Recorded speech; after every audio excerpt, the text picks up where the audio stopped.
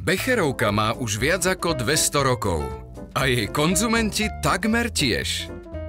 Ako vytiahnuť poctivé remeslo Jana Bechera zo sekretárov našich babiek a ponúknuť ho mladej cieľovke? Otvorením Becher ateliéru. Online ateliér s 3 ilustrátormi pripravenými vytvoriť malé umelecké diela z fotiek, ktoré im ľudia posielali. Umelci nakreslili za mesiac viac ako 500 originálnych portrétov, profiloviek, majstrovských diel. Akokoľvek to chcete nazvať. V každom jednom obrázku je prirodzene zakomponovaná Becherovka so svojimi symbolmi alebo aj samotným produktom. A ľudia boli nadšení.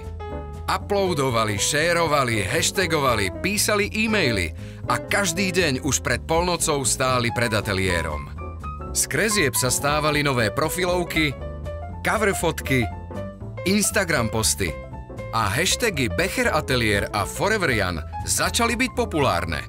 Nestáva sa často, že si ľudia dajú vaše logo alebo produkt do profilovky, ani že dostanete produkt neplatene do časopisov a na tričká e-shopov. Pre veľký úspech sme na Instagrame dokonca museli vyhlásiť súťaž o posledných 30 obrázkov.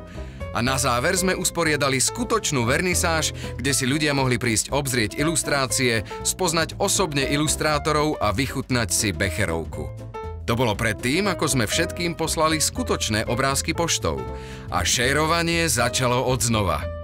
Becherovka má viac ako 200 rokov, ale ešte nikdy nebola taká mladá a príťažlivá.